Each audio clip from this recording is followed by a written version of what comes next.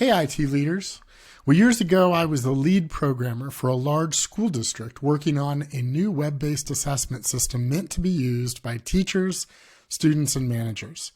This was in the late 1990s, and there were no commercial systems like this, and I was the only person in the organization doing this type of software development.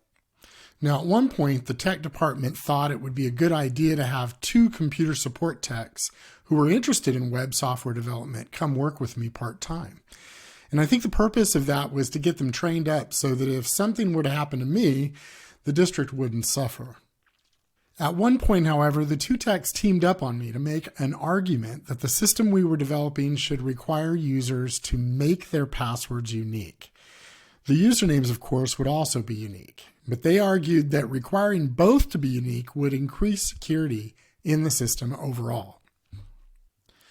Now, rather than address this specific issue in this video, I'm going to ask you all to comment on the video with your perspectives on why this would or wouldn't be a good idea. I will note, however, that I don't think I've ever seen a system that requires unique passwords, and I can think of at least one really good reason for that. Anyway, the first time they brought up this argument was in the middle of a large meeting full of non-technical managers. While I thought, at least on the inside, that this idea was ridiculous, I could tell that arguing technical points with an audience like this in the room could backfire on me and make me look like a total jerk. More importantly, I was confident that my boss would back whatever decision I made. So while what they were doing did make me feel insecure, I pushed back that feeling and responded, well, those are interesting technical ideas. How about we meet together tomorrow about it so that I can learn more about your thoughts? The non-technical managers in the room nodded agreement, and the wind was taken out of the sails of the argument completely. Later that day, my boss called me into his office and gave me a huge compliment. He said, "Tim, the way you handled that situation from those other techs today was brilliant. I could see that conversation getting heated quickly, and you totally controlled it by stuffing your ego and resting in the confidence that your decision would ultimately win the day." And it will, Tim, it really will. In fact, I want to take this moment to tell you that I think you're a leadership diamond in the rough. I believe if you continue to do the things that you're doing, you will be a great leader and accomplish incredible things in your career.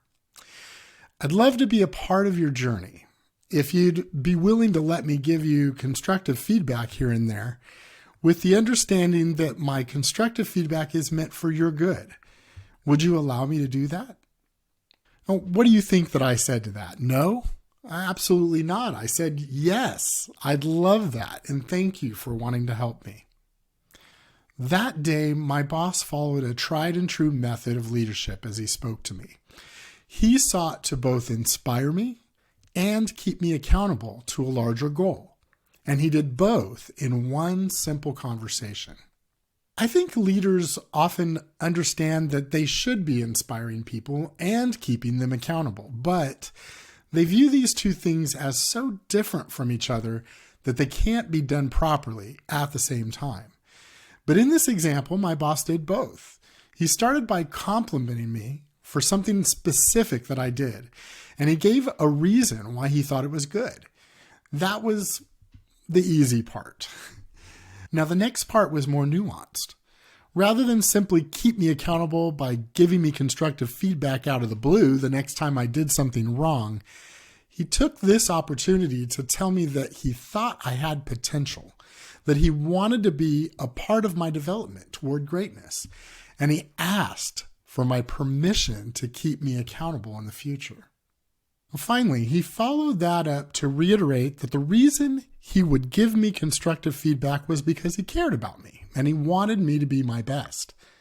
Do you see how he literally wrapped accountability up with inspiration all around it? He didn't just assume that because he was my boss positionally, he could criticize me. He actually asked for my permission. And once I gave him my permission, well, because who doesn't want to grow and get better? Well, those critical conversations in the future would more likely be expected and accepted by me. Now, there's one final nugget that I almost forgot to mention. My boss, through previous conversations, already knew that I wanted to be a manager and a leader in the future. With that context, you should be able to see how that conversation became even more powerful. He wasn't just declaring that he thought I'd be a great leader out of the blue. He was stating that he was dedicated to getting me where I wanted to be in my career and in my life. Super powerful. If you have similar experiences or thoughts, share them in the comments below. And as always, like, subscribe, and stay tuned for more insights into the world of IT leadership.